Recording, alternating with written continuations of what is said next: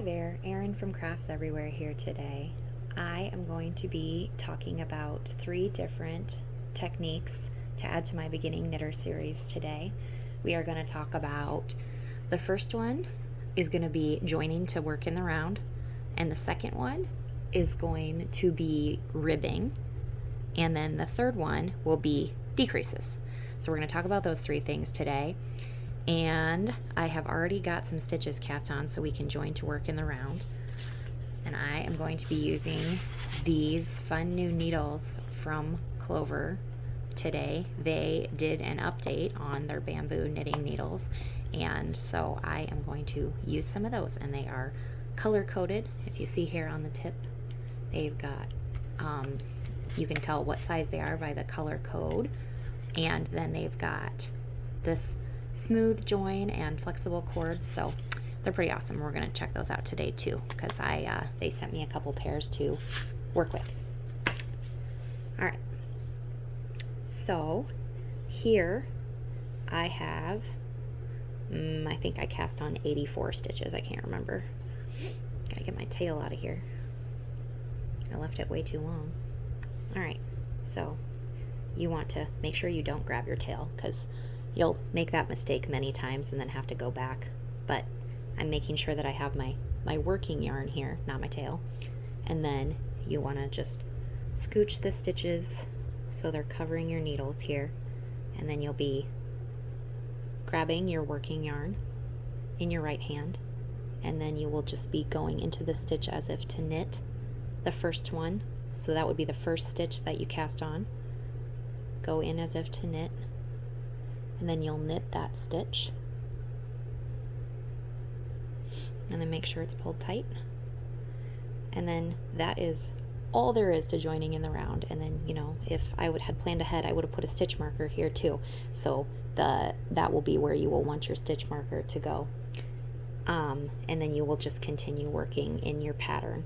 So we're going to go straight into ribbing. So for that, we're going to do just standard 1x1 ribbing, which would be a knit stitch and then a purl stitch, and then you just every other on those, so all the way around. So it'll be knit 1, purl 1, knit 1, purl 1. This back and forth was something that I had a really hard time with when I was teaching myself how to knit. Because I was a crocheter first, and I was not getting from the videos that I watched that you had to flip the yarn back and forth. So that led to a lot of frustration. I finally figured out that in order to pull it purl, you have to actually bring the yarn around to the front of your work.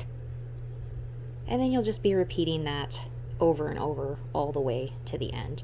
And so I will work on a couple of rows now so you can see what it looks like a little bit more clearly.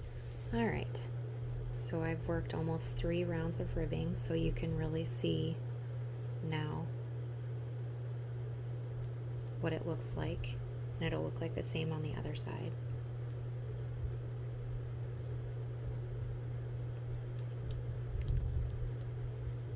So we'll finish this up so you can see one more time.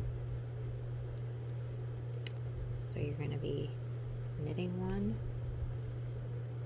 purling 1. For ribbing too, you always want an even amount of stitches, because otherwise you'll have an extra one, and then it won't look the same all the way around. You'll have 2 knit stitches in a row. So you just want to make sure that I have 84 here, and I found a stitch marker. So I'm coming up on my end of row here.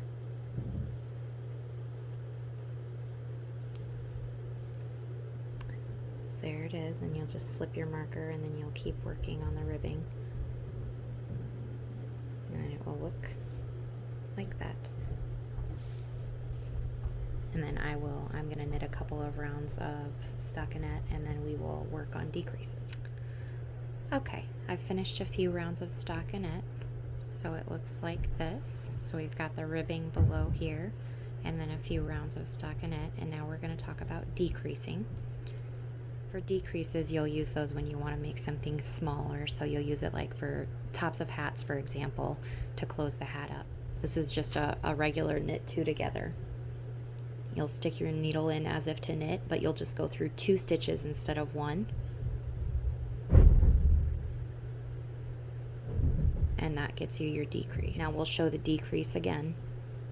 You're going to go through 2 stitches as if to knit them together, and then knit 2.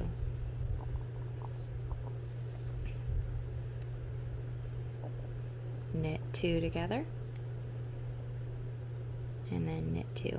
There's lots of different ways to decrease, but this is just the easiest one that you'll use the most regularly. Those are the 3 techniques that we were going to talk about today. Also, I've been using these needles for the last 20 minutes and they're really nice. They are nice and smooth.